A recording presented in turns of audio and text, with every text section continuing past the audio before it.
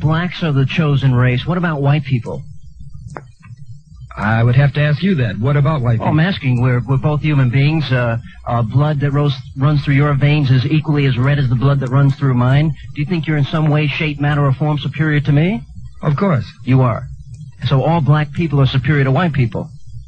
By God's own ordination, yes. Mm-hmm. Then why in our society, for example, is the black race or African Americans experiencing so many problems that they're experiencing? Well, you know the answer to that, and the... No, I don't, and that's why I'm asking the question. The cynical tone in your voice doesn't erase the fact that you know. It's due to the wickedness of white America. White people all over the world, white people all over the world have gone into the house of black people, brown people, and red people, robbed them of a knowledge of self, taken their land over, renamed the land, colonized them, enslaved them, and put them under their yoke and way.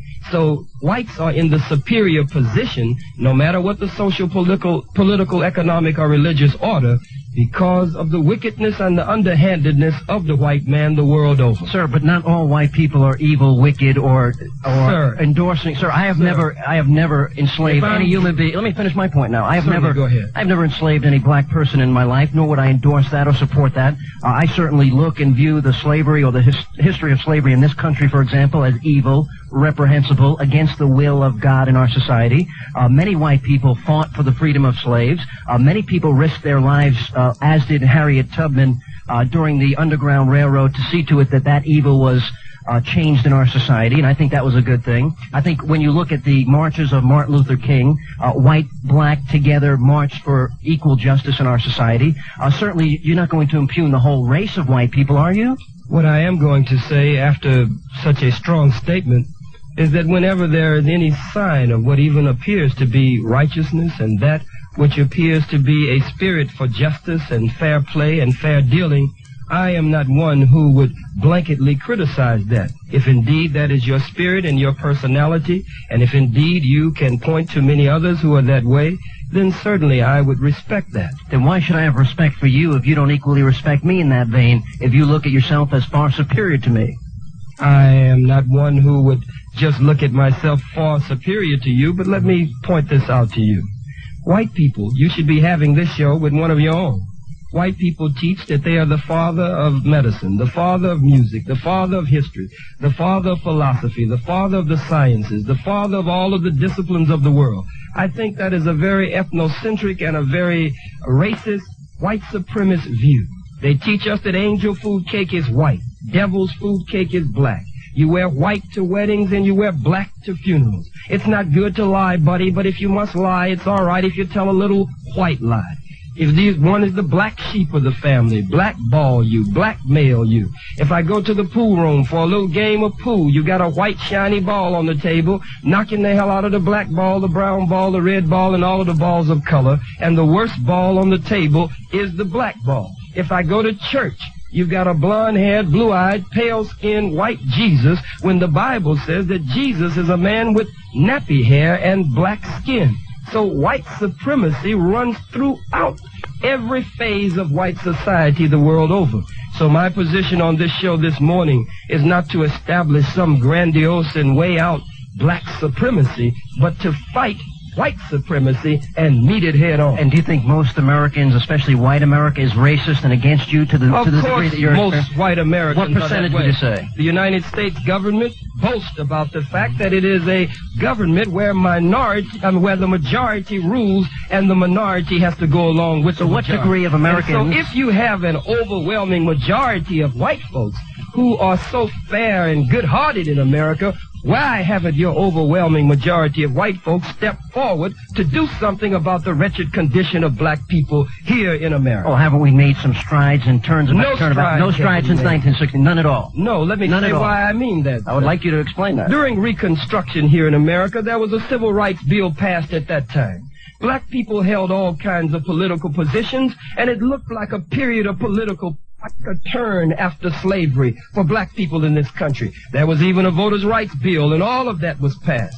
But when white folks got sick of that, they blocked the doors of Congress. They drove black people out of all the political positions. And so 100 years after that civil rights bill, another civil rights bill had to be formed and fashioned. Now we're debating and arguing with George Bush over the voters' rights bill. We already had one. That means it wasn't worth the paper that it was written on. Look at all the treaties that the white man signed with our brothers and sisters, the Red Indians. Treaties that would wrap around the globe and then some, and broke every treaty that he signed with the Indians. We can't trust that anymore. Can't trust it.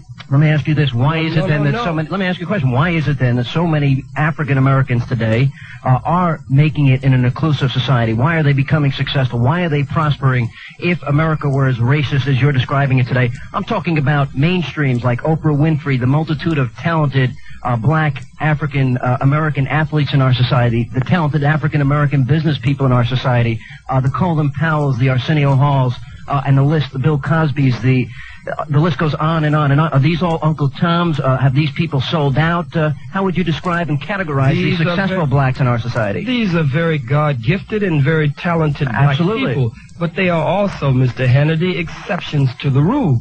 They do not reflect, nor do they represent the poor, suffering masses of black people. Well, why aren't you there? Why aren't you there helping them instead of creating this animosity and hatred and race divisiveness? We create no animosity and hatred. It's not animosity. You're not creating animosity to white people listening to this program when you arrogantly step on your high horse and say that you're superior to whites? I'm not concerned with what white people think about what I'm saying on your program, nor am I concerned about what you say and what you think. But let me point this out to you. Yes, sir. Over 20 years ago, President Lyndon Baines Johnson organized the Kerner Commission. And the Kerner Commission, this prestigious, pristine presidential commission, was to go out and study throughout America and determine the main problems in America dealing with the races.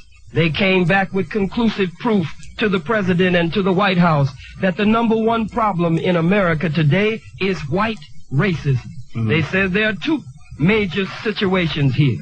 Two Americas, one black and one white, separate and unequal. 20 years later, today, the Kerner Commission has reconvened, and they say that the problems of yesterday are worse today than they were yesterday. It makes no difference that black people are mayors and that black people are public elected officials. The masses of black people are still catching hell, and if our condition is worse, in spite of all of these, what appears to be surface window dressing gains, then it really means nothing. Oh, so these people are just flukes, just very talented people that have fit Well, I'm not going to sit here and let some devil attempt to put me in a position I'm a devil? where I'm criticizing my own people. Am I a devil? You're attempting some devilishment on this program. I'm a devil? You want me to speak against my sister Oprah Winfrey. You want me to speak against my brother Bill Cosby. No, sir. You think I'm some lightweight, so you want to push me in a corner to say something against them. That is the devil who would try that. Oh, so I'm a devil. You're acting like one. Are you one? Devil. No, sir, I'm not a devil. Well, don't act like one. So I'm not acting like one. No, sir, let me tell you. Let me tell you, sir, I admire the talents and abilities and the contributions of African Americans, wherever they might come from. See, my vision, sir, of America is far different than yours. As you see, I see this. It should be. But what I see, well, I don't think so. I think America is meant to be an inclusive nation where all people can prosper and be successful. It didn't start out that way. Well, if you let me finish my thoughts, I allow you to speak uninterrupted here. Certainly, go right ahead. What I'm trying to point out to you is that if America is going to be inclusive, if we're going to create this avenue or window of opportunity for all people, what I would like to see, instead of the NAACP, the National Association for the Advancement of Colored People, or some of the racist bigotry that you're spewing on the program today, I would much prefer that we see black, white, decent, good, wholesome Americans that believe in values that are strong, family-oriented, that will keep this nation strong, going forward, working together, and becoming successful. You don't share that vision. You would much prefer the separatist vision. Would you like for me to speak on what I do feel, rather than you be my spokesman? I'll tell you what, as soon as we Are you my national assistant? Would you like me to be? No, sir. Considering I'm a devil, you wouldn't want that to happen. We'll take a break. I wouldn't want a devil as my national assistant. I'm a devil. We'll come back. We'll talk more with Khalid Abdul Muhammad. He's a national assistant to Louis Farrakhan of the Nation of Islam. And we'll open up the telephone lines this morning as well. If you'd like to be on the program from Huntsville, all of Madison County, 830-2277, 830-2277. Toll free this morning if you're on Cellular 1 at star 770. And you can join us from Limestone County, 232-3911. WVNN News Talk time now is 10:20. We'll take a break. We'll come back. More of the Sean Hannity Devil program coming up next, right here on AM 770 WVNN. Now, good morning, and thank you for listening to AM 770 in the Sean Hannity program. Some categorize this as the Devil's program, as we talk about the issues each Saturday morning, 10 a.m. to 12 noon, Monday through Friday. You can join us 2 to 4 in the afternoon as we have our in-depth dialogue and discussion about the issues of the day. Khalid Abdul Muhammad joins us, National Assistant to the, you don't like to call him Reverend, but to Louis Farrakhan of the Nation of Minister Islam. Louis Farrakhan. Minister Louis Farrakhan. And we're talking during the break that you find it interesting. What do you want for the Nation of Islam? You want a separate nation, is that right?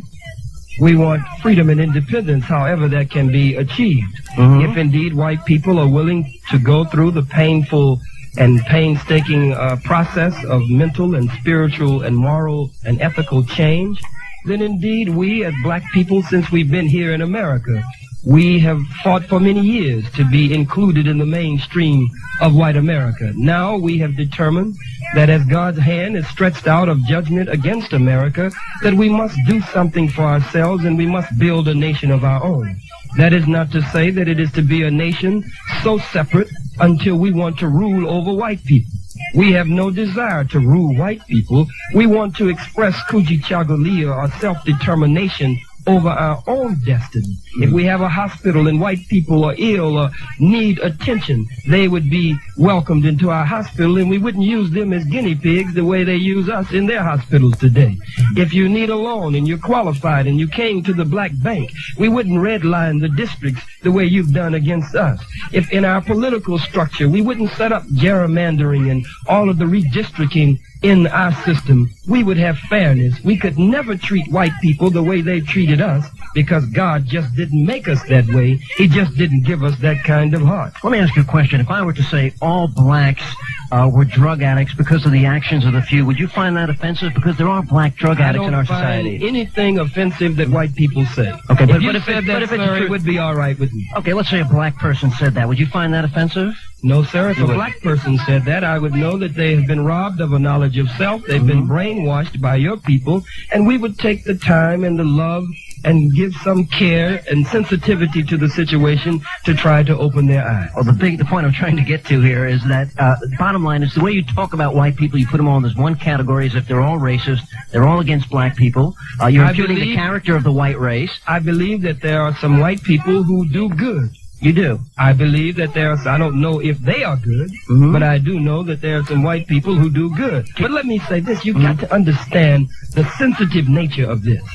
When white people came to America, they didn't just come in showing open hatred for the Indian and just killing Indians and mowing them down. They came in smiling at them, winking at them. They pretended that there was loving, caring, and sharing. The Indians taught them agriculture, taught them of their customs and ways. They even intermarried.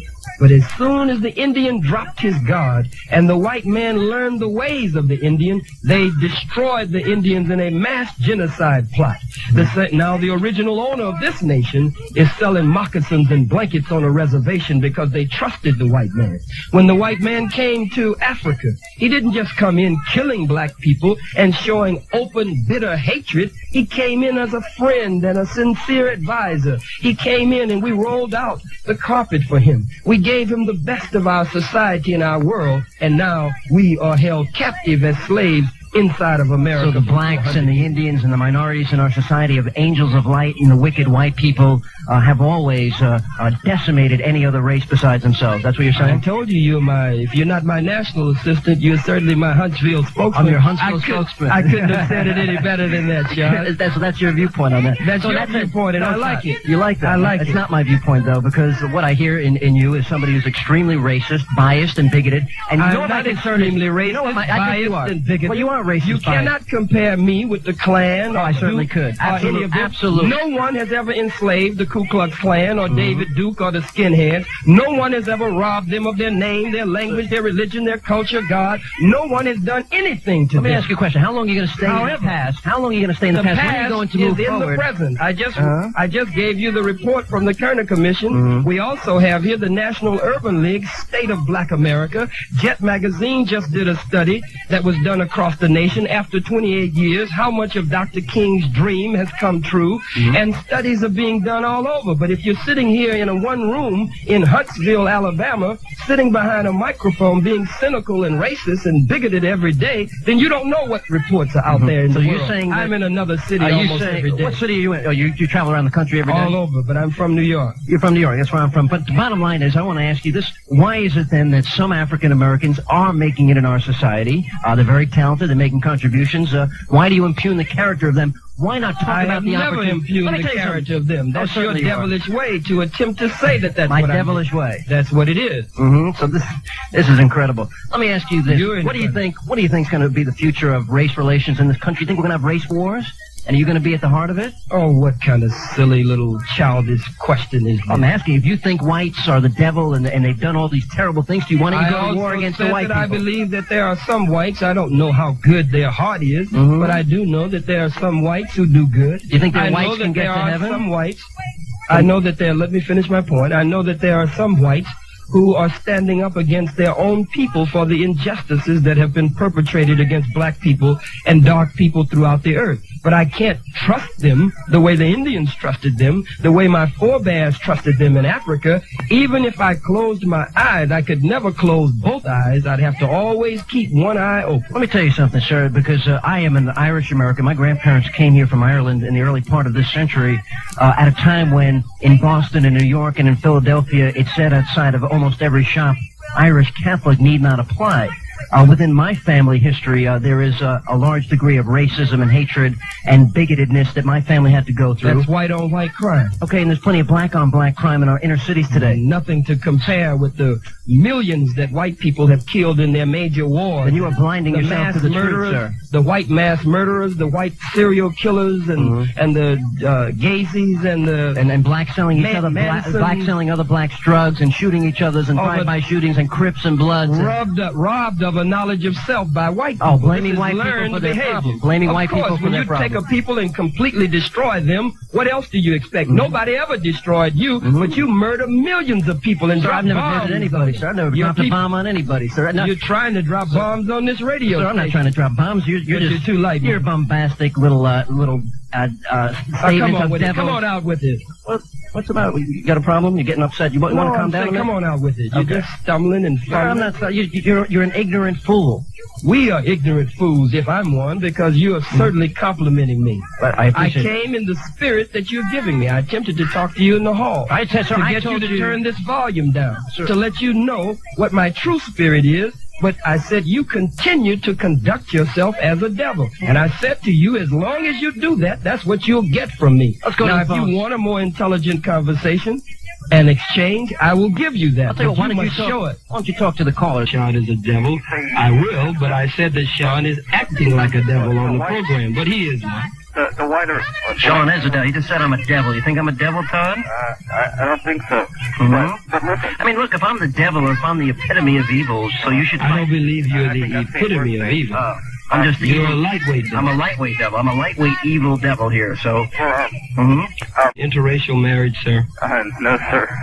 Are you against that, Todd? Do you believe interracial marriage is wrong morally? Well, I don't think it's wrong.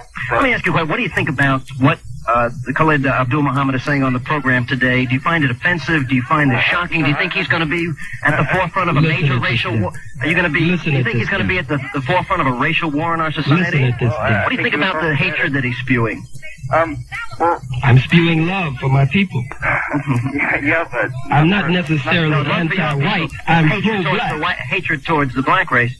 I'm against anyone who's against us, sir. I'm not against you. I would like to see you being included. Why don't you conduct yourself much better? Sir, why don't you stop calling me a devil and evil and all these things? I think acting that way, I will stop calling you. Sir, by your definition, it's a devil. Sir, I don't go around calling you a devil. I've treated you respectfully on the program. Of course you have not. That's a lie. Todd, what do you think? Do you think this type of hatred, do you think that's going to create animosity between the races? What do you think about African Americans? Todd, have you heard hatred? That's the question. Todd, have you heard hatred? Did you hear me say that we don't want to rule over white people? We just want to rule ourselves? Did you hear him call white people evil? I called you evil. You also called white people and impugned the whole white race. You're a representative of the white race today. And every white... And a poor one at that. Every white person is a representative of the white race, and according to you, they're all racist. All are representatives, and some attempt to conduct themselves much better than you are today. Mm-hmm. What do you think about that, Todd? Well, I tell you, he says that the black race is superior and intellectually, superior to suppressed. Mm-hmm. I really don't believe that. Who's superior, Todd? I don't think either one are superior. Nothing is equal in the universe, Todd. So he thinks blacks are superior to whites. Do you believe that? We're the father and mother of civilization. We're the father and mother of music and science and law and government and mathematics and morality and ethics. We're the father and mother of the disciplines of the earth, but now the history books and the textbooks all are lying that the white man has put out there. So what you're saying is that black people are just oppressed and lied on. If you relieve the oppression, then they'll rise above.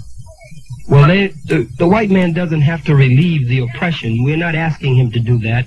God is going to take the oppression and bondage and the yoke of bondage that the white man has placed on us off of us. We don't want to give him that much power that we have to sit around and wait for the white man to remove the oppression from us. Todd, thanks so much for the call. We appreciate Abdul Muhammad as we talk with this lightweight, devilish talk show host, Sean Hannity. Back to the phones we go. Bill from Huntsville, you're live on AM 770. Hello. Hi. I'm white, and I'm a pastor of a church in Huntsville, and we spend lots and lots of time out in the streets of Huntsville, in the housing projects, and the streets deal a lot with young black Americans, and I feel in my heart as a Christian, as a pastor, that God really wants to do something amongst the black race. I see a lot of, just as Mr. Muhammad, as his name says, I see a real breakdown in the home, a breakdown in the family, a total collapse. And I think personally the problem is illegitimacy. The problem is a moral collapse, and what I see as a Christian and what God is calling people to is taking responsibility for their lives. And the Bible calls people to repentance, not pointing the finger at other races. And I feel as a pastor that that the only reason that the nation of Islam and demagogues like that have any voice at all and any power at all is the failure of the black church to preach the gospel of Jesus Christ in the neighborhoods and in the streets. And if they would do that, and call black people to take responsibility for their lives through the power of God, that the Nation of Islam would have no authority and no moral voice at all. That's what I feel.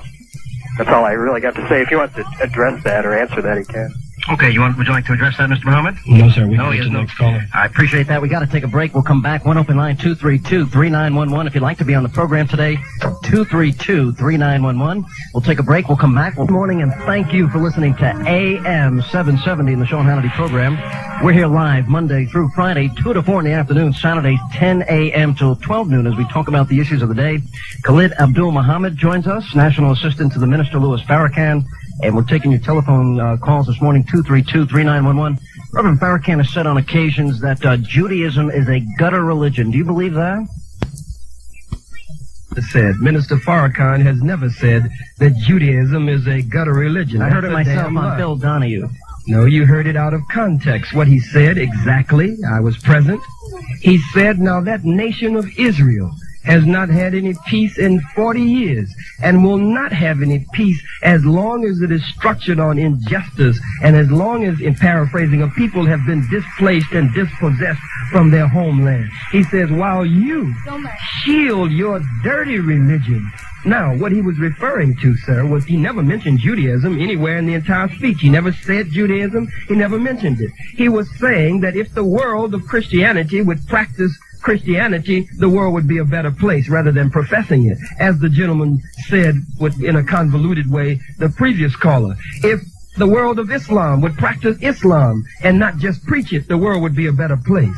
If the Jews would practice Judaism and not just preach it, the world would be a better place. So he was saying, your practice is different from what you profess and what you preach. They preach Judaism, but they are practicing their own dirty gutter religion. If they embraced Judaism, then the principles, the moral principles and precepts of Judaism as revealed by Moses in the Torah would make the world a better place, but that is not what they're doing. Let me ask you a question. There was a journalist, his name was Milton Coleman, and if you remember, he was the one who put forth the statement by Jesse Jackson. I remember it well. Hannity, and he was angrily labeled Uncle Tom by Mr. Farrakhan, and he and others... He is a Tom. He is an Uncle Tom. Of course he is. Because he told the truth about a statement made by Jesse Jackson. He violated the canons of journalism, and he violated the sensitive and very close and intimate relationship that a personal friend has with a personal friend. It was said off the record. It was understood that it was off the record,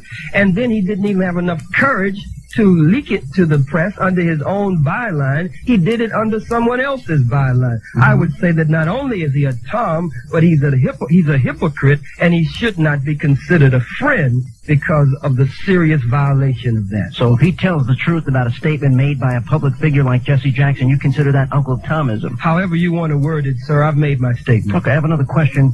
I'll tell you what, why don't we go back to the phones? First, we'll check in with Chuck from Tony. You're live on WVNN and the Sean Hannity program. Good morning. Hey, Sean, how's it going? Good, great time this morning. Yeah. Hey, Mr. Muhammad, I have a question. Oh, yes, sir. Mr. Muhammad, you don't think he's bigoted against white people? I don't. I'm not going to make any comments on that. I just have one question for him. He's like an intelligent man, unlike you, Sean. I'm an unintelligent, uninformed, devilish, lightweight talk show host. Go right ahead. Calling in for some serious dialogue. You obviously don't want that. No, of course not.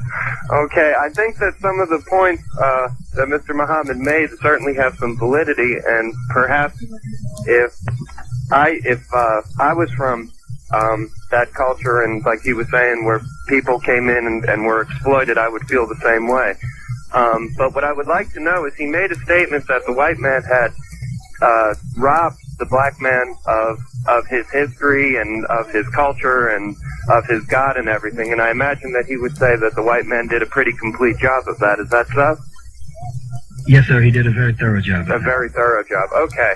Well, then what I'd like to ask is, if that's the case, and the history has been totally obliterated, how do you assert that the statements about being the father of medicine and the father of culture and all this things that you're claiming that the Afrocentric type of thought, where does that information come from? If the white man had done such a thorough job of obliterating it, there's obviously wouldn't be any records of it. No, sir. You're misunderstanding the process. Okay. What we have to understand here is that we're looking at America, and we should see America as a room.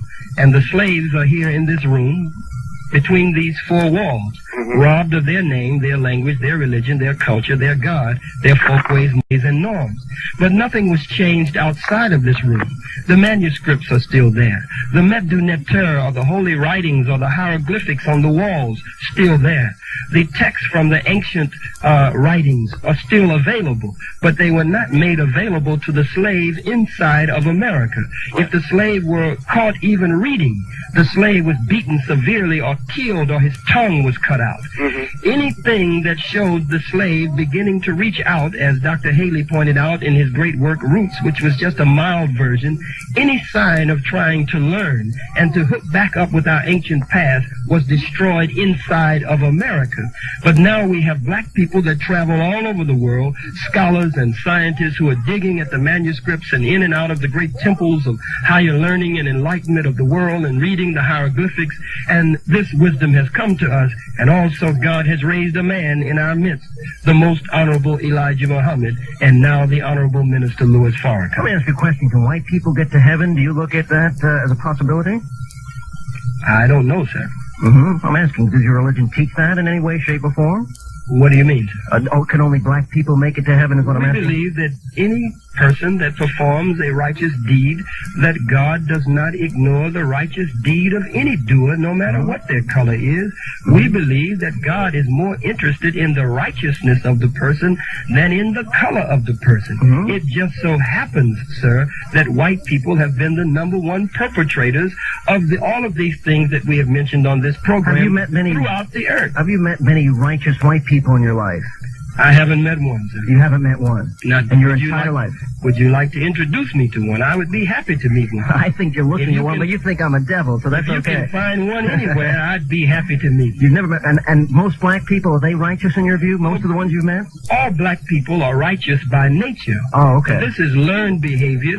These are the circumstances of 400 years of slavery, suffering, and death. These are 400 years of being manipulated and destroyed as a people. This is not the true nature of black people. So the black people are righteous and the white people are devils? Well, everything that is in the hands of black people to do evil with, white people put it in their hands. The guns you make, the drugs come in on trucks and trains and boats and planes. We don't even have a canoe. We're failing chemistry, most of us, because you didn't let us read for a long time, so we're not the ones making up all of these drugs. Well, the one thing that we're not doing is we're not lighting the pipes and we're not injecting it into people's veins. There's a personal choice that you totally negate. No, sir, there's no personal choice when you robbed me completely of a knowledge of myself and made me deaf, dumb, and blind. Take away all responsibility for your own life. Took it all away because for 400 years on the plantation, the slave had no responsibility. We're going to live in the past forever. The slave condition, well, that is according to the leading psychiatrists and psychologists, there's a carryover today in that psyche and that thinking. The problem is not with the crack, Mr. Hannity. The problem is with the cracker. And what about the person that takes the match and lights the crack, be he black or white? He doesn't have any choice? He's a deaf, dumb, and blind person who has been robbed of a knowledge of self. So a righteous, deaf, dumb, and blind black person that does that is a fool. As the pastor said earlier, in a convoluted sort of way, this is a form of illegitimacy. This is a people who have been strayed from the way of God and who have been robbed of a knowledge of self. So they have to be made whole again because this society has corrupted them. What a great thing. Take away all responsibility for your life. If you're lighting a crack pile, blame the slavery argument from 400 years ago. The problem is with the cracker. I think the problem is the lack of taking responsibility for one's life. If you light that crack vial, that's your problem, and you can blame white people all you want for that, sir.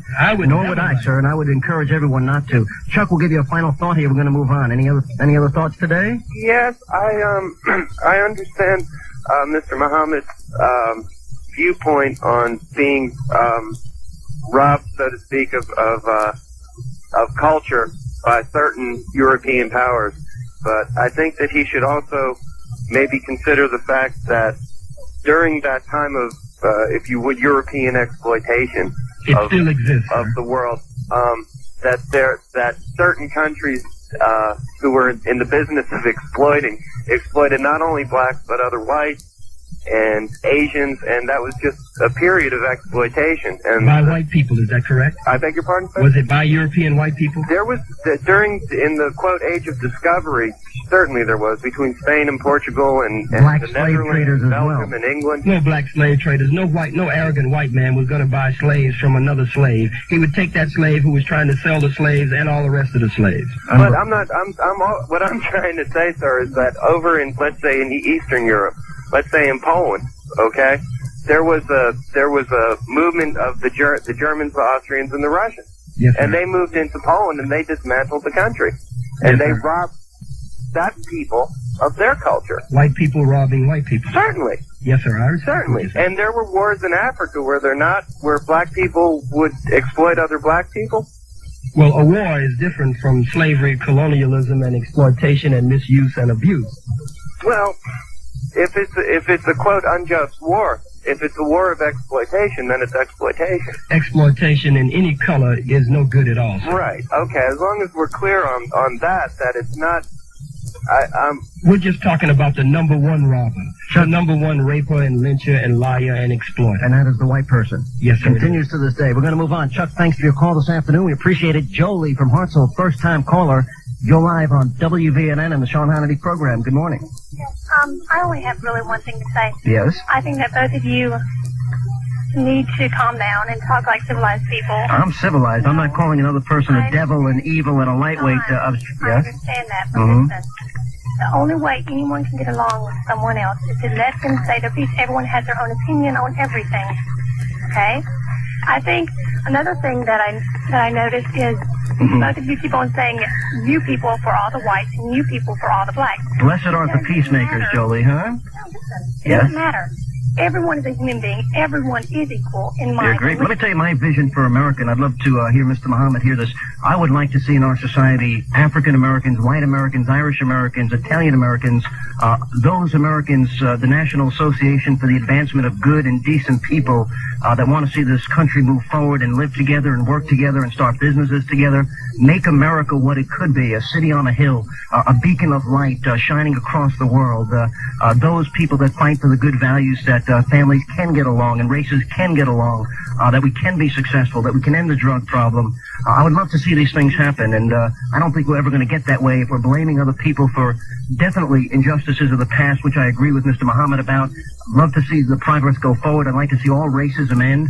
I'd like to see people's hearts changed.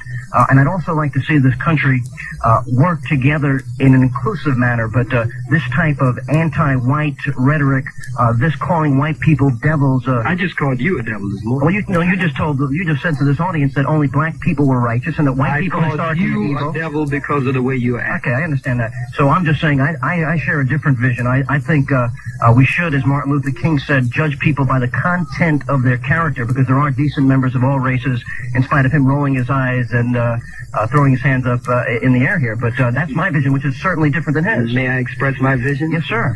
I, too, sir, would like to see all of those things. Black people since we've been here in America. I mean, you agree with the devil. You better be careful here. No, sir, I'm not agreeing with the devil. Those are my convictions before I met the devil this morning. I have always, and black people have always wanted to see that. That's why we faced your tanks in the streets. That's why we faced... They weren't my tanks, by the way. Thank you very much. That's why we faced vicious police dogs in the streets. I'll tell you what, hold your thought. Jolie, we appreciate your call. Thank you for joining us this morning. We got to take a break for the news. We'll come back. We'll continue. We'll talk more with Khalid Abdul Muhammad, and he's the National Assistant to the Minister Louis Farrakhan of the Nation of Islam. One open line, 830-2277. Stay tuned. First, we'll get the latest from this afternoon at the Von Braun Civic Center, 2 p.m. today. And the title of, I guess, his talk is going to be In Christ All Things Are Possible, and a Bible Revival for Black Survival. And, I want to ask you a question, because there's got to be at least 15 bodyguards with you today. Basically, you surrounded the building. Do you feel there's a threat against your life? No, sir. I believe that security is prevention. Security is being so on top of a situation until you discourage even the thought from coming up in a would-be assailant's mind. It's not being so good until you can handle something if it happens. So if the President of the United States of America could be shot, if the Pope could be shot, if Dr. King, if Minister Malcolm X, if Dr. King's mother could be shot at the organ in the church, if the airports have had to take security precautions now, we just believe that it's a good security measure. You mentioned Malcolm X just a moment ago. What are your thoughts on Malcolm X? There's been a revival of support for Malcolm X in our society. I've recently read his autobiography. We're talking about a guy for the better part of his life who was a drug pusher, drug dealer, pimp, prostitute. The rhetoric as you spewed on the program today, where I think you can take the good message here and spread the gospel and raise up this inner city of children, or this group of inner city of kids today, to the point where they can be successful. They can become the Arsenio Halls, the talented athletes, the Colin Powells, and the Reverend Farrakhans and the Jesse Jacksons of the future. Well, what we must understand is that at Arsenio Hall or Bill Cosby, or if we are to look at a Spike Lee or an Oprah Winfrey, that is dependent upon white acceptance. White people must accept them and must allow them in. They are very talented, but there are many, many other black people who are equally and in some cases even more talented. Absolutely. But white people only allow one or two token blacks in who will serve certain purposes. I was attempting to give my vision just before the news break. Sure, go right ahead. And certainly I share with you, as many black people would share with you, that we have always wanted to see all of the races get along together. We have always wanted to see that kind of egalitarian society established, where there is loving, caring, and sharing, and where that abounds in the atmosphere. But as we look at it now, we can see that no matter how we faced tanks and dogs and troops in the streets to keep us out of high schools, to keep us out of colleges and away from public accommodations, then to give us so-called civil rights and then turn around and take the civil rights gains back. Right. Now black people are beginning to come to the point where we want to just do something for ourselves and let white people go on and do whatever the hell they want to do. Why then, for example, let's take any black inner-city school system, for example, where it's totally run, totally monopolized by blacks. Why haven't they started to clean up their own community first when slavery has passed so many years ago? Do you not place any blame on them at all? I mean, you seem to advocate all responsibility for their behavior. Well, in all reality, some blame would have to be placed on them hallelujah. because we are in that situation.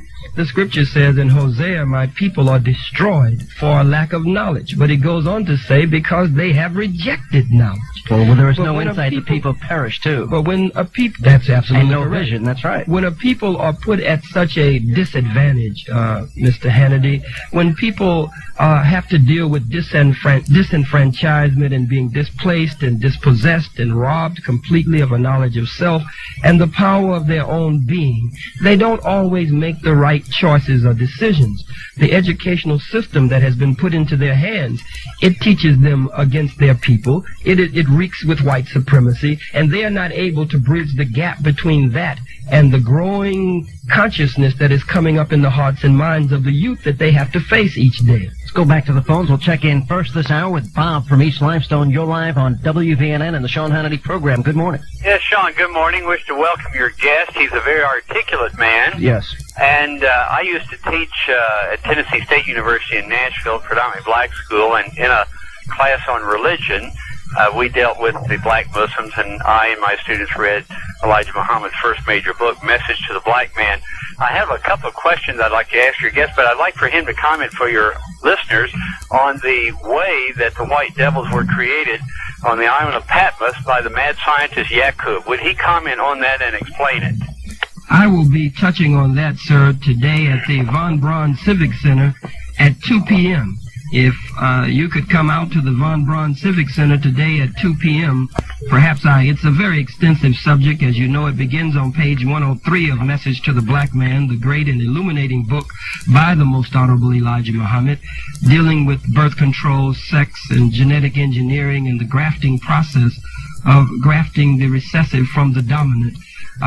And touching on Mendelian law and other things, but I don't think that time would permit, and it's not a subject that I could just brush over lightly. But again, today at 2 p.m. at the Von Braun Civic Center, I can touch on it a little more extensively. Is there an admission at this tonight, do you know? Today? I believe the tickets are $7 at the Von Braun Civic Center, but I also understand that that's for those who will be dining. But there are separate arrangements, different arrangements made for those who will not be dining. Understand. Bob, go ahead. Let me ask, please, about the myth of Yakub, because it's just a small part of it is Go very right germane. ahead, sir. Go right ahead.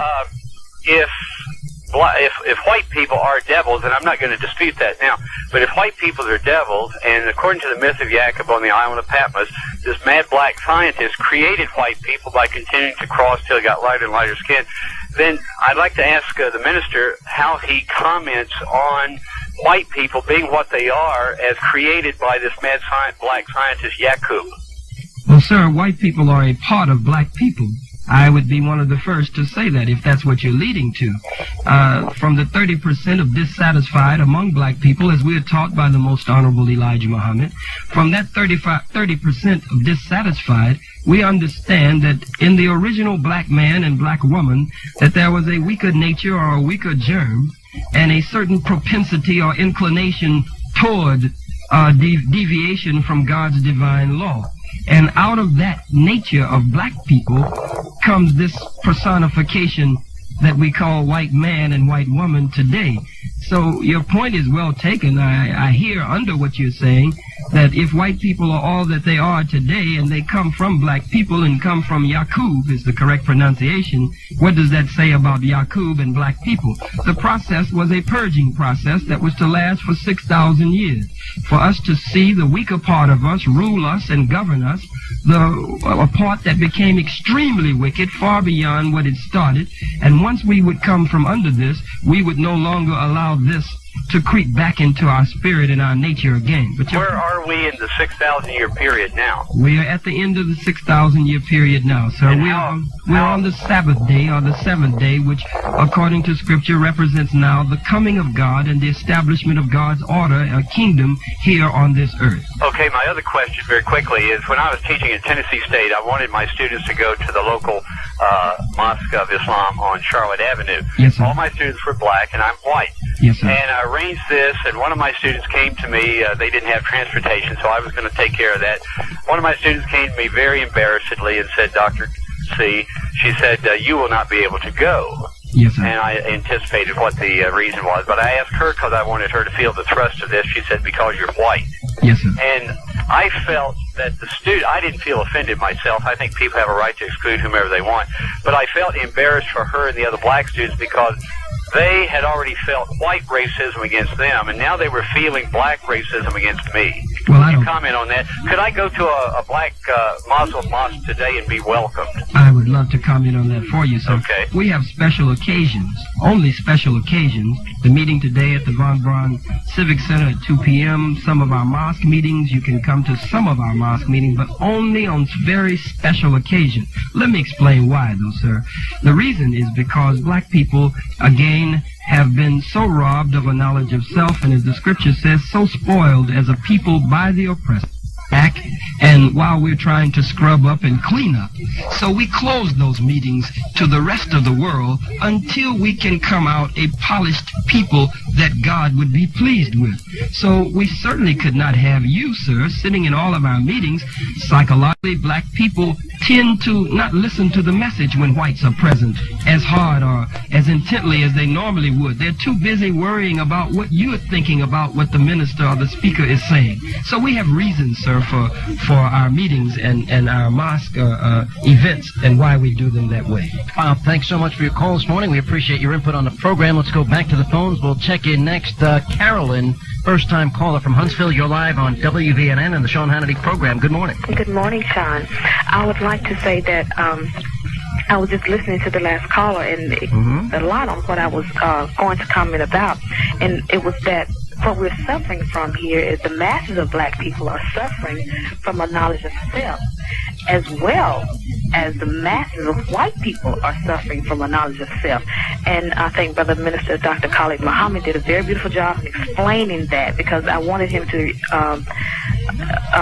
comment on that, to try to teach both people, because this is what we're suffering from. Well, let me ask you a question. Obviously, you support Mr. Muhammad, and that's perfectly acceptable. But do you hear elements of racism here? For example, whites are not allowed in the church only on special occasion. If blacks were excluded from any white church, wouldn't society raise up in indignation and say that's a form of racism? You've done it since we've been here. Not me, sir. What churches would not allow a black person in? Can you name one? Even Jimmy Carter's church, when he was running for president, wouldn't allow a black pastor in. He was a candidate for the Democratic nomination, and they wouldn't even allow the black man in his church, and he's the president. Oh, so you support this form of racism? George Washington, Thomas Jefferson, they all owned slaves. Associated Press just released it on his birthday, that they owned slaves, sold them for kegs of molasses and syrup, and these were the founding fathers of America. Well, so obviously you want to rebuild America and have your own separate nation, as you've been talking about today. But we will not treat you the way you've treated us. Sir, I have not treated you any which way. Let me reword it. We will not treat your people the way your people have treated us. Do you deny the white race? I think my people are people of good character, regardless of their color of skin, sir. So if they're of bad character... If that were the case, then we would be of the same people, are we? We would. Mr. Huntley. Because I'm of good character, but I question yours. Mr. Huntley? Yes, ma'am, Carolyn. Yes. What I'm hearing is that you seem to be trying to dig and endeavor, and it's like he said, you are acting like a devil rather than try to listen to what he's saying. Well, I've heard what he said, and what I hear is... but you keep bringing up the same old thing. Well, ma'am, you consider it the same thing, but I think they're important if we're talking about... You know what she's saying is true. If we talk about statements that I view as bigoted and racist, yes, I'm going to bring it up on the program. I have no animosity towards this gentleman. You have veiled bigotry, veiled racism. In your viewpoint, sir. You're one of the slick devils. I'm one of the slick... Not only am I a devil, I'm a slick devil. But a lightweight. Slick, oh, excuse me, he's contradicted himself. I'm not only a slick, I'm a lightweight devil. I think you've contradicted yourself a number of times on the program. Let's look at this question. Carolyn, let me ask you a question. Do you support this Nation of Islam? Is that your viewpoint? You think that's the best vision for America that's going to help the black race in our society? For black people. For black people. Does she not have a mind of her own? Could she answer a question? Well, you cut right into her statement, so apparently you wanted to program her. Oh, I'm programming her, and you're coming to her defense. Of course, she's my sister. What a champion, I'll tell you. What a nice guy. May I speak? You know, I think it's sad, though, that you're so weak, that you're so easily programmed, Carolyn. Listen at this, Devin. I think it's a shame that you're so easily programmed that you don't have a stronger mind of yourself. Listen at the syrup. That you need him to step in and defend you. The grease slipping from this slimy devil. I'm a slimy devil. Trying to make her feel now. No, because you've hypnotized her to believe and to rote back like a parrot every day on this program. Everything that you do, all your hatred. You just never met one like me. So what you do is you hypnotise this woman. You come to her defense because she's not capable of standing up without you jumping in. I'm hypnotizing you, devil. Sir, you don't hypnotize a thing. May I speak? Go right ahead. What I'm... Sir, if you were able to hypnotize me, I'd start spewing your hatred. Will you allow my sister to speak, please? I'll allow her when I'm ready. Will you allow my sister to speak? Sister, speak. She's my sister. You ignored the white woman who came on first, who wanted a job, and you wanted a sensationalized program, so you ignored her sincere call about a job. I'm a bigoted, slick, and she was one of your own people. You didn't even want to hear her talk about a job. Go right ahead, Carolyn. I think you're hurt, and you would do well to listen to what this man has to say. But he won't even let me be a member of his church, Carolyn. I can't even go down and join because I'm white. No, you can't join. Mm-hmm. Well, if you listen, then you probably could. But Carolyn, I can't. I'm not allowed to. He just said I'm not allowed to join. Carolyn, didn't you hear him? He said it was special occasions. Special occasions. But then I'd be treated like a second-class citizen. The very thing that he stands on this program supposedly fighting because he's a hypocrite. I'm not fighting against second-class citizenship. I understand. I'm inclusive. I would include you in my church. You can go to any church that I go to, sir. Sir, I might come and visit your church one day. So do you hear the hypocrisy, Carolyn? I could come and visit your church. I would never deny it. You're calling all of that out of him instead of listening to what he has to offer. Ma'am, if I could even join his church, I might have an open mind to it. You want to be a black Muslim? I would consider it, but I'm not allowed to go to your church. Do you want to be a black Muslim? No. Well, then stop jiving. I'm just saying, in principle, even if I wanted to, I couldn't go to your church. But it's hypocrisy to You're pretend. the hypocrite. Me? Because you're saying on this program that believe what I say, and I say what I believe, and I act on it. Let me tell you, here's the hypocrisy. What you're saying is blacks were treated poorly in this society, they were discriminated against, and in your very own church, you won't allow whites in on a regular basis, only when you freely choose to allow whites in. You want me to allow the people in who discriminated against us and who oppressed us? Sir, I never discriminated against a black person in my life, sir. You're allowed on my program as equally as any other person. I can't trust you. Do this for your ratings, sir. Sir, this is not for ratings. This is because this is my job, sir. It's your job to be a devil and cynical on the air. Carolyn, we'll give you a parting shot in peace here. Go right ahead. I'd like to say that maybe you should do as the forefathers or your forefathers have done and take a lesson and learn from your father while you have him in your midst. And what should I learn? You should learn who you are, why you are the way you are. I know why I am the way I am.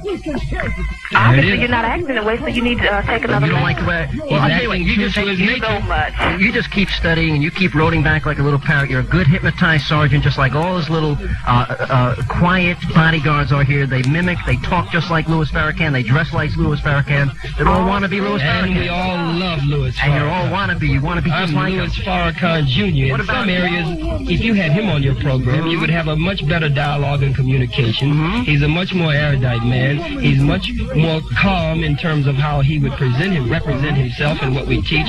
But I'm one of the flamethrowers that goes out in front of him. I don't like the vicious attacks against him, so I come out with power and force to defend him. And modesty, too. Peter from Huntsville, you're live on WVNN on the Sean Hannity program. Good morning. Good morning. How are you? Good, sir. How are you today? Doing good. Well, let's get to the point. Come on, we got a break coming up here. There we go. What I wanted to say was this. First of all, I do agree in some areas with your guest, Mr. Muhammad. Yes, sir. As far as the responsibility of black people for lifting themselves up, so to speak, by their bootstraps. As I have said, I support that as well, and I also speak out against the morally reprehensible history of racism and oppression and slavery that was the history of this country, too. Yes. Although he fails to hear that part. But I hear you, sir. We as black people must begin to move away from the history of the past of racism, accept it as it is, and still move on with our lives and develop ourselves Mr. Muhammad said that the black family is broken down in our society. That is so true. I have to applaud, though, his group for their efforts in the inner cities, in the larger cities in this country, because you cannot find the educated black person who has made it in the white man's society to go back in return to where he came from to help his people. So the Nation of Islam has my vote and my support to continue in its efforts. Okay, you're gonna go to the Von Braun Civic Center this afternoon, 2 p.m.? Unfortunately not. I have a 1 o'clock appointment that will keep me away from it. But in the event that I do have some time, I will stop by. Please do so. Also, I want to say this to both of you. Please, there is a book on the market now by Shelby Steele, a black author, and the name of the book is The Content of Our Character. And it is very good for not only black people but white people, so that we can realize who we are from a individual standpoint as opposed to a racial standpoint. Sir, I share the vision. As I mentioned earlier on the program, I think blacks and whites can make it in a society if we judge people by the content of the character. Certainly we'll have black racists and white racists and white supremacists and black supremacists, but in an inclusive society that is God-fearing and God-believing, I think it's possible to overcome all evil. I believe, let me make a quick statement here. I believe that there are many white people who would say the same thing that Mr. Hannity has said. As long as black people are willing to follow the rules, the regulations, and the laws that white people have already set up, as long as we're willing to go along with what's been going on, then white people will get along with us fairly well. But when we stand up and express self-determination, as one of the Supreme Court justices, Thurgood Marshall, who was with the Supreme Court, said, he said the Ku Klux Klan no longer wears just white sheets. He said they now wear blue uniforms and black robes. So he even felt racism high up in the Supreme Court. We find this all over. The last point here, reverse racism. We keep hearing that on the program. If someone is able to come into your home and kick the door down with their weapons in their hand, rob everybody in the house and rape everybody in the house, and on their way out of the door you trip them down and take their gun from them and put their gun to their head, does that make you a reverse robber and a reverse rapist? If the slave is able to take the whip from the slave master and start beating the slave master with his own whip that he's been beating him with for 400 years, does that make the slave now a reverse slave master? It's ridiculous. We'll take a break. We'll come back. Peter, thank you so much for your call this afternoon. Opens up a line, 830-2277. Toll free this morning if you're on cellular 1 at star 770. Abdul Muhammad, National Assistant to Minister Louis Farrakhan and the Nation of Islam. And we're taking your telephone calls this afternoon. When lines are available, we'll let you know. Let's go right back to the phones. We'll check in next. Tim from Athens, first-time caller. You're live on AM 770 in the Sean Hannity program. Good morning. Hey, Sean, I appreciate you letting me speak today. Appreciate you being on the program. Thank you. You are the voice of Alabama. Mr. Muhammad seems to be the voice to black people. Yes, sir. I wish I was the voice to good and decent Americans, regardless of the color of their skin. Well, there's a lot of decent Americans out here listening to what you have to say, and they hear what he says, too, and we can tell who the real hate group really is. I haven't heard of anything but animosity coming from Mr. Muhammad, stirring up animosity among white people. I just was wondering, he said he's going to be at the Civic Center today. I wonder if the Ku Klux Klan was to try to get a meeting there at the Civic Center. I wonder if they'd be able to do that. It seems that David Duke, Pat Buchanan, everywhere they go, they get smear campaigns, riots, protesting. Don't you think David Duke, though, is a Nazi? Don't you think the Ku Klux Klan is evil? I think that Muhammad is speaking evil towards He asked you a question about David Duke and the Ku Klux Klan. Answer the question. He asked you a question about David Duke and the Klan. I do not think Mr. Duke is evil. I think he has a lot of good... Mr. Duke won 65% of the white church-going Protestant vote in his state. He does have a He's not standing alone. People, and he gets smeared everywhere he goes. Also got creamed. 65% of the white Protestant church-going vote is not a smear, sir. Also got creamed nationwide at the most 7% in the primaries he got for president. Bottom line is, I think both extremes are being talked about here today. I think he represents the other extreme, the white George Washington owned slaves. Thomas Jefferson, he wasn't with David Duke. The founding fathers of the country owned slaves. So what you... white forefathers, they created this country. And they all had slaves. And sir, you know, So what you're witnessing here today is not reverse racism, but it's black people standing up finally against the racists who have their foot on our neck. Well, let me ask you something, Mr. Hannity. What do you think about repatriation of black people to the motherland of Africa? I love repatriation, but I believe that after 400 years of our sweat, blood, and tears being in the soil of America, America was built on the back of the slaves. We worked from can't see morning to can't see night, and we were never paid a penny. So if America were a true and a just nation, as reparations is being discussed with the Japanese, reparations the Germans with the Jews, reparations America with the Indians, but no one wants to discuss reparations to the black man and woman here in America after 400 years of building this country under slave labor. Some of these states should be given to us. Some of the most fertile and minerally rich states. We can't take money from America alone because America's economy is in trouble. Her banks, her savings and loan, IBM, Xerox is in the Clorox. General Motors and others, her airlines are in serious trouble. Her financial center used to be at Wall Street, now it's in Tokyo. She used to be the #1 lender nation of the world. Now America is the #1 debtor nation. God's hand of judgment is stretched out over America. You're not hearing bigotry and hatred on this end. You're hearing finally a love among black people rising up, and among them springing from our minds and our breasts and our chests and our souls. And we believe that as white people will now recognize this, that they will say just what you're saying because they don't want to see black people stop begging them. We don't believe in welfare. We believe in farewell. Tim, we'll give you a parting shot here. What do you have to say about that? I believe there is a voice for the white people. The night of the Ku Klux Klan, I'd like to remind everybody of the rally that's coming May. Oh, so wait a minute. You're a Ku Klux Klan member? So are you. That I am. Your hood is hanging in the closet. Sir, let me tell you something. I repudiate the Ku Klux Klan for what they stand for. Sean will be at the meeting. Sean will not be at the meeting. Thank you very much. He'll have his hood I look at it. Well, you're playing cute today. You're having a good time. I think, sir, you're the biggest racist I have ever had on the program. So we think equally the same of each other. Tim, thanks for joining us. Appreciate your input. You like racist means I love my race, because that's what I am. Okay, as a violinist or as artist, the Ku Klux Klan is a racist organization, so are you. That's good. I'm glad but you I don't love my race over another race to oppress another race. Sir, now Again, we don't want to oppress white folks. Sir, you're a liar. We just want to rule ourselves. Okay. We don't want to rule your people. All right, we'll move on. We'll check in. Roger from Huntsville, first-time caller. You're live on WVNN and the Sean Hannity program. Good morning. Hey, Sean, how you doing? Good, sir. Hey, just a couple of comments. I didn't want to ask the good doctor anything, because I've been listening to him. But, you can get a cause and get any people to back you up, that's downtrodden or think they're part of that cause. Now, I'd like to know, and like I say, I don't want to comment or anything, but I wonder what his finances are. I wonder if he'd be willing to make those public, Well, they certainly have an army of people protecting him here today, and I'm sure somebody's paying for it. How do you survive financially, Mr. Muhammad? Well, let's let this gentleman finish, and I'll answer both of you.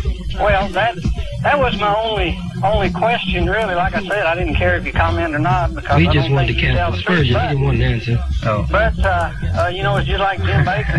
He had a lot of followers. And how many people total? We have about 50. Jim Baker was white, sir. So what? He just got a cause. I don't care if he's white, black, blue, or whatever. All right, thanks so much. He found a cause, and he found a way not to have to work for a living. What do you think about the comments being made here by Mr. Muhammad? Do they scare you? Do you think he's a racist? This man is not afraid. No, they don't scare me. Let me ask him. Let the man. We let your person answer. Let this man answer the question. You're trying to lead this. Sir, do you think this person is capable of violence when he talks about this rhetoric against the white race?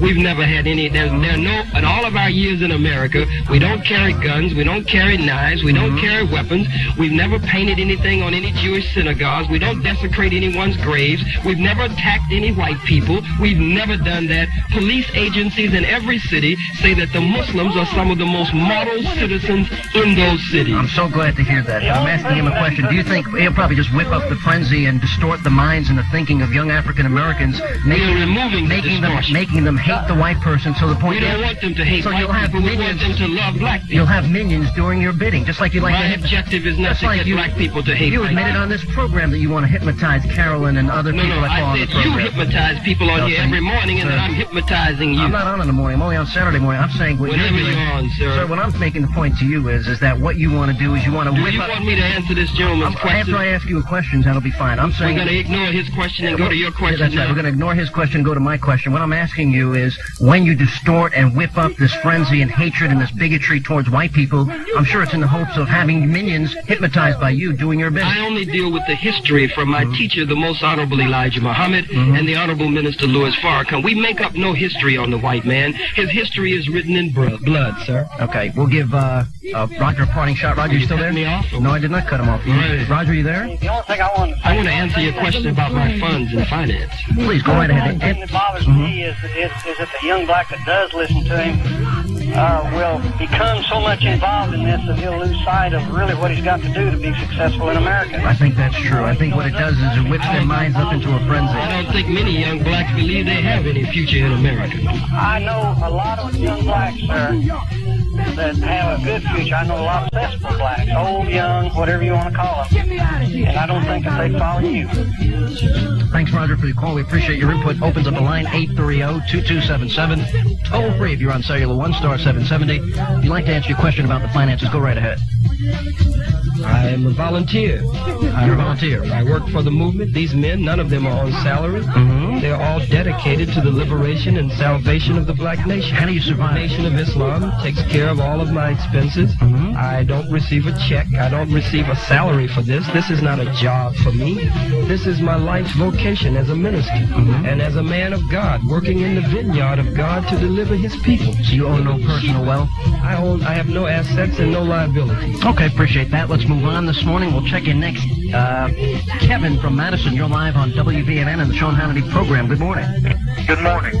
I just have a couple of comments, and one of them, as far as one race being superior to the other as far as the brain or whatever that may go, I believe that is each individual. I believe there's individuals of both races that have the mental capacity to learn and become more knowledgeable than other people. I believe there is certain blacks that are smarter than certain whites. I believe there are certain whites that are smarter than certain blacks, but not... I will not draw a line and say all blacks are smarter than whites. I believe each individual, if you want to do that, you can put us both away and say simply because of the moral character, the Asians dust us both off. I mean, because, and it's basically because I'll tell you, make a great point. The character and the learning and the discipline when you're young is what it takes to be knowledgeable and successful in life. It's not a matter of waiting and, well, I've been downtrodden, now all of a sudden I'm so smart, I'm going to learn everything. Well, it's interesting if you watch Asians succeeding or being so successful in this country, other people from other countries coming here, not speaking the language, not so caught up in the rhetoric and hatred and bigotry of racism, they're very successful in a short period of time. What I would like to see, and I think that's void in the African-American community, is the leadership that is pushing and pursuing excellence, taking advantage of the American dream as other immigrants to this country take advantage of each and every day. It's no American dream. It's only an American nightmare. Okay, there we go. But let me say this is the... Sure. I want to answer that. Certainly, sir, I believe that there are very intelligent, very wise, and very smart white people among the white people, as well as among black people.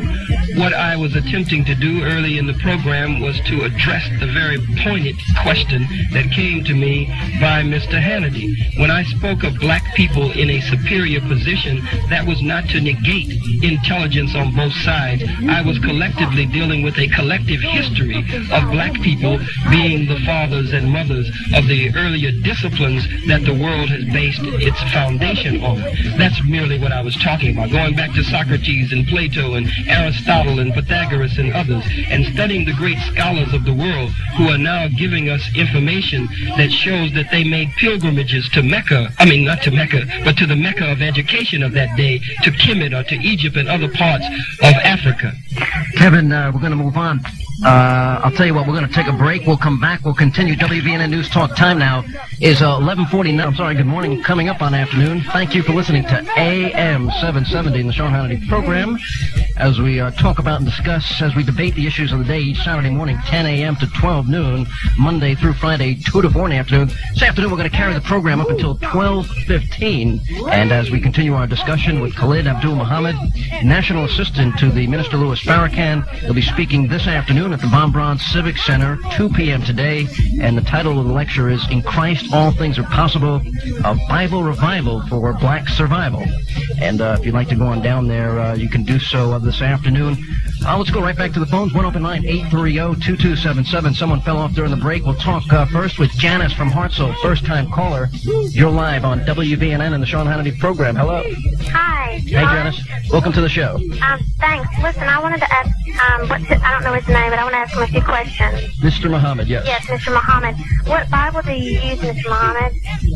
Well, we study from all of the Bibles. You know, there's so many Bibles now. There's the Douay version, the Schofield version, the King James version, the Phillips version, the New World Translation, the Revised Standard Version, the Re-Revised Standard Version, and the Re-Revised Standard Version.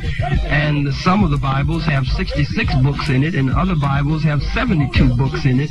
So we try to study all of them, even though there seems to be some disagreement among those who are publishing the Bibles and in the seminaries and theological schools as to which one is the most authentic from the original manuscripts. Okay, well, I usually use the King James Bible. But in our church, I go to a non-denominational church, and there are blacks that go to our church. There's, and I realize that there is a lot of racism still going on these days, as much as ever. And I am totally opposed to that. That is totally wrong. And from the very beginning, it was wrong, and God did not. That, we are created equally. God created us equally, and that is wrong. But I do believe that vengeance is God's, and for you to take the wrath out yourself against white people for what used to happen, I think that, we have to forgive others for what they do to us. That is scriptural also. And if we don't forgive others, God's not going to forgive us. And I kind of feel like, you don't. We have no vengeance program against white people, ma'am. I feel like you have this something against white people. That's the way that I know the way that they treated you. And what is going on today, but I have spoken of no vengeance program. You had a white man, a devil, that just came into the studio with an army sweatshirt on and all kinds of arsenal insignia on his vehicle with his hands in his pocket. Big devil said he came in just to see the face of the one who's on the radio. Well, what just happened? Just let me clarify here. Somebody did walk into the back of the studio to see Mr. Muhammad's face. How did he get past those 15 guards is what I want to know. I told them that he worked for the station, and I told them not to stop anyone that was coming back and forth in here to conduct business here at the station. I told everyone to lock the door. Anyway, it sounds like she's bringing up a good point here, because I think what she's talking about is forgiveness, moving on, the true essence, I believe, of religion. There's no validity to this. Sounds like a decent-hearted human being here. I can find nothing in what the young lady, in nothing that she has said that would cause me to attack her. Well, I guess from listening to the show, I feel like you have a lot of resentment, because every time someone would get on the show, you would say that the forefathers had slaves and all this, which is wrong. And I would in no way say that it was right. As many white people fought against that morally reprehensible thing as... but he fails to acknowledge that. Of course, only black people are righteous. Only a handful of whites have done that. The overwhelming majority are not. That's that true, same and there still is a lot of racism going on today. But I do feel like you, being such a leader that you are, you can have a very big influence to get that not to be so anymore. You can also influence that you have to forgive the white people that did that to you. And I think you, ma'am, and Mr. Hannity here, if you are sincere, can play a major role among your own people to get them to stop that. Maybe you can invite us to your church on a regular basis. That would be a good start. I would think that it is not for you to be at our church, but to go to the many white churches. Well, why can't why won't you let me in your church? Go to that 65% of white church-going Protestant Christians. Not my church, sir. Who voted for David Duke. I want to join your church, but you won't let me. I changed my mind. I want to join your church. I want to express something to this young lady. You won't let me, though. No, sir, that's correct. I will not. Because you're a racist. I believe in my race and I love my race. And prejudice? I'm not prejudiced. Oh, prejudice means when you study the etymological root to prejudge. We're not prejudging white people. Well, then why don't you let me in your church? We've been under you for 400 years, and I've been on radio with you this Getting morning. a little tired. I don't have to prejudge you. 400 you years. acted like a devil for the past 2 hours. 2 hours. So I don't have to prejudge you. But I want to make a statement to the young lady. Slick, lightweight devil. You forgot those 2 other adjectives. That statement is, Okay, Sean, let me hear what you say. whenever you go to any hospital or clinic or doctor, the doctor in medical science must make a complete case study, must get a case history. And from that case history, he will ask the patient or she will ask the patient certain questions to determine in the case history what have been the actual symptoms. Once you have the case history, then you can properly diagnose the cure. In order for there to be any harmony, if it is at all God's will, between the races, young lady, if there's to be any harmony, it must be based on justice and it must be based on truth. So we must first of all find out what the case history is. Find out in our diagnosis how things got this way, and then go to the root of it and try to cure it from the root. Otherwise, we will have recurring effects. Total peace. It says that in the Bible. It's going to get worse and worse until I respect that. I respect it. But I know You got done telling me before, after I repudiated him, that I had my Klan hat in the closet. You in spite of my vision for America. You continue to harangue me. Perhaps you didn't call people devils and slick and all this sort of thing. You weren't so derogatory and mean-spirited. You that. I didn't call this young lady that because she's not calling in that spirit. Janice, appreciate your call this afternoon. It is now afternoon. We appreciate you joining us. Let's go back to the phones. John from Huntsville, first-time caller. You're live on WVNN and the Sean Hannity program. Good afternoon. Well, good afternoon. I sure am glad we have a 5-second delay. Me too. This has been one of the more amusing conversations I've listened to in a long time. Good. We're glad you find it amusing. What's your point today? Well, the point is that you are definitely revealing your susceptibility to being baited without any doubt. You've got some guilt feelings somewhere here. Now, I'm not a psychiatrist. Who are you talking to, me or Mr. Muhammad? I have guilt feelings about what, sir? What about being white? Sir, let me ask you, do you have a degree in psychology? Do you have the ability to read one's mind? I mean, what makes you so able to ascertain? What makes you are a practitioner of what? A professional of what, sir? A professional of what? Medical science. Medical science. I don't believe you. I don't believe you. Well, then you I feel sorry for you if you don't. Okay, so what's the point, sir? What's the deep dark?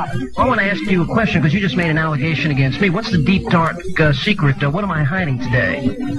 Well, we'll find that out later on. Well, you really don't. But the point is, you really don't know, do you? I think I do. I don't think so. What is it then? Okay, I wanted to ask Mr. Muhammad. No, I want you to answer the question, sir. What is the deep dark secret? Please give me a sign. A deep, dark, long condition, the system of living in a racist system. And what is it, sir? What is the deep, dark secret? Will you tell us, please? We've asked you 10 times. The white man just has to be in control, doesn't he? Sir, why don't you let the man answer the question? You won't allow him to answer. I'm answering. I don't appreciate you disrespecting him this way. Go right ahead. Answer the question. I want to hear what you have to say. Tell me my deep, dark secret of guilt that you're going to expose on the program. What I wanted to say first, and then, of course, I'll deal with your question. No, sir. This is my program. Man wants you to do it the way he wants. Either you do it my way or you're not going to be on the program. That's right. Well, that's the way America is run. Sir, I'll allow you your comment if you just answer, if you go further on the allegation. Isn't that something? If you go further with the allegation, you made an allegation against me, and I think it's fair that you back that up and define what you just said. You haven't backed anything up. You said Sir, this I want to hear what you have to say. I think I can make it rather convincing, even you. Sir, then please tell us the deep, dark guilt. We've been going around here for 5 minutes. Tell us that, and we'll allow you to make your comment. Don't you have any guilt whatsoever participating in? No, sir, I've never been racist.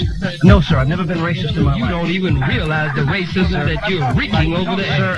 I'm sorry? You don't recognize it, and that's the point I was trying to demonstrate to you if you just let me ask Mr. Muhammad a question. Go right ahead. You can't answer my question. You're inept.